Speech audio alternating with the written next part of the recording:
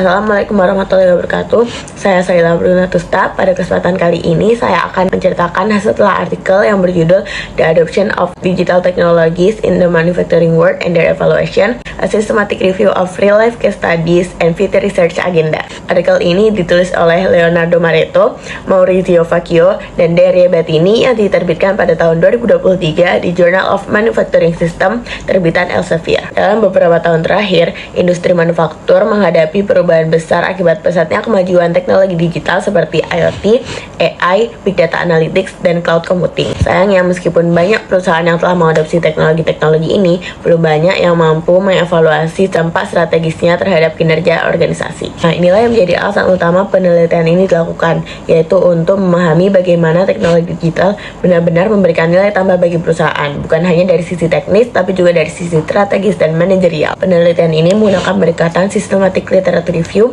dengan menganalisis 178 studi kasus nyata yang dipublikasikan antara tahun 2010 hingga 2022. Para peneliti menyeleksi artikel-artikel dari basis data internasional seperti Scopus dan Web of Science, kemudian mengelompokkan temuan-temuannya berdasarkan jenis teknologi, tujuan implementasi, serta metode evaluasi yang digunakan dari masing-masing studi. Dari hasil analisis tematik, mereka mencoba menemukan pola umum dan celah penelitian yang belum banyak dijelajahi dalam evaluasi transformasi digital. Nah, hasilnya menunjukkan bahwa mayoritas perusahaan itu sudah aktif mengadopsi teknologi digital, tapi belum memiliki sistem evaluasi yang komprehensif. Sebagian besar evaluasi masih berfokus pada peningkatan efisiensi dan produktivitas, sementara dampak terhadap strategi bisnis, pembelajaran organisasi, dan nilai pelanggan masih belum banyak diukur. Penulis menekankan pentingnya pendekatan evaluasi yang lebih holistik, salah satunya melalui adaptasi Balanced Scorecard yang menilai kinerja dari 4 perspektif, yaitu keuangan, pelanggan, proses internal, serta pembelajaran dan pertumbuhan. Kontribusi utama artikel ini adalah gagasan untuk mengembangkan kerangka baru yang disebut Emerging Technology Balanced Scorecard. Kerangka ini menggabungkan perspektif teknologi dengan strategi bisnis agar organisasi dapat menilai seberapa jauh investasi digital mereka benar-benar berdampak pada kinerja jangka panjang. Pendekatan ini menawarkan cara baru dalam memahami keberhasilan transformasi digital,